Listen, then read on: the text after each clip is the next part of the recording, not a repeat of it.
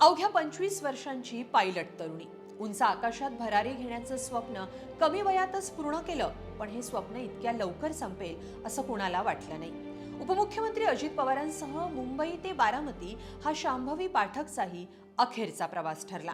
पण या प्रवासाला जाण्याआधी शांभवीनं अखेरचा संदेश कुणाला पाठवला होता? असं कधीच न करणाऱ्या शांभवीनं त्या दिवशी असं काय केलं?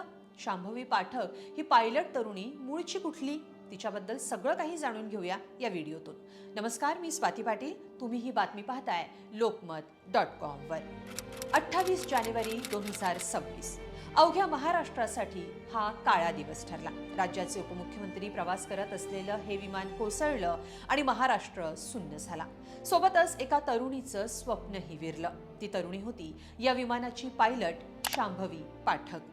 बारामतीजवळ झालेल्या विमान दुर्घटनेत अजित पवार यांच्यासह 2 पायलट, एक सुरक्षा अधिकारी आणि एक फ्लाईट अटेंडंट अशा 5 जणांचा मृत्यू ओढावला। या सगळ्यांच्या मृत्यूवर देशात हळहळ व्यक्त होतीये।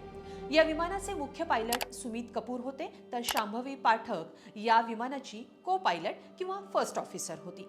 28 जानेवारीला मुंबईहून उपमुख्यमंत्री अजित पवारांसह शांभवी आणि इतर सहकारी बारामतीला निघाले होते। त्याआधी शांभवीनं तिच्या आजीला एक संदेश पाठवला होता, जो आता अखेरचा ठरलाय। शांभवी ही मूळची ग्वाल्हेरची होती। तिथं राहणाऱ्या तिच्या आजीला म्हणजेच मीरा पाठक यांना शांभवीनं अखेरचा संदेश पाठवला। विमानाचं उड्डाण घेण्याआधी सकाळी 6:40 शांभवीनं आजीला संदेश पाठवला होता। तो संदेश होता, हाय दादू, गुड मॉर्निंग। शांभवीच्या आजी मीरा यांना नातीचा आलेला हा अखेरचा संदेश असेल याची कल्पनाही नव्हती। मीरा आजी शांभवीला लाडानं चिनी म्हणायचे। आता आपल्या लाडक्या चिनीचा फोन किंवा मेसेज कधीच येणार नाहीये, तिला भेटताही येणार नाहीये, हे सांगताना आजींना हुंदका आवरत नव्हता।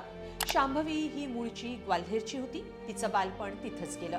सध्या शांभवीचं कुटुंब दिल्लीतल्या सफदरजंग एन्क्लेव्ह परिसरातल्या ए ब्लॉक मधल्या 4 मजली इमारतीच्या पहिल्या मजल्यावर राहतात।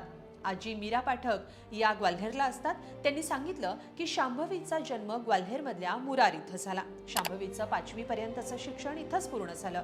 शांभवीचे आजोबा देखील हवाई दलात ग्राउंड स्टाफ म्हणून कार्यरत होते।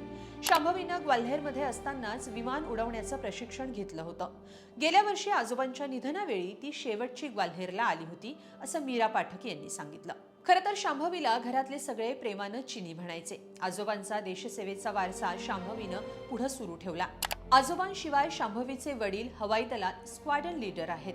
ते मिराज सारखी फायटर जेट्स उडवतात। शांभवीच्या रक्तातच देशसेवा आणि उड्डाणाची ओढ होती। शांभवीचं शिक्षण दिल्ली इथल्या एअरफोर्स बालभारती शाळेत झालं होतं। शांभवी पाठक यांनी मुंबई विद्यापीठातून एरोनॉटिक्स आणि एव्हिएशन सायन्स या विषयात BSc पदवी मिळवली आहे। पायलट होण्यासाठी शांभवी पाठक यांनी न्यूझीलंडमधल्या New Zealand international commercial pilot academy इथून कमर्शियल पायलटचं प्रशिक्षण घेतलंय। 2018 ते 2019 या कालावधीत शांभवीनं व्यावसायिक उड्डाणाचं प्रोफेशनल फ्लाइंग प्रशिक्षण पूर्ण केलंय।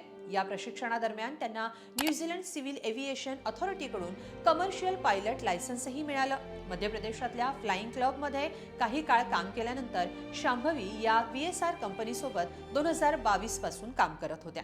अत्यंत हुशार आणि जिद्दी वैमानिक म्हणून त्यांची ओळख होती। उंच भरारीची ओढ उराशी बाळगणारी शांभवी पाठक अल्पकाळ ते स्वप्न जगू शकली। शेवटी नियतीच्या मनात काही वेगळंच होतं। एका अपघातानं शांभवी पाठक सारखं इतर 5 जणांची स्वप्नही अधुरीच राहिली आहेत। राज्यानं उपमुख्यमंत्री, उत्कृष्ट अर्थमंत्री गमावलाय, तर आकाशात भरारी घेणारं शांभवीचं स्वप्नही मातीत विरलंय।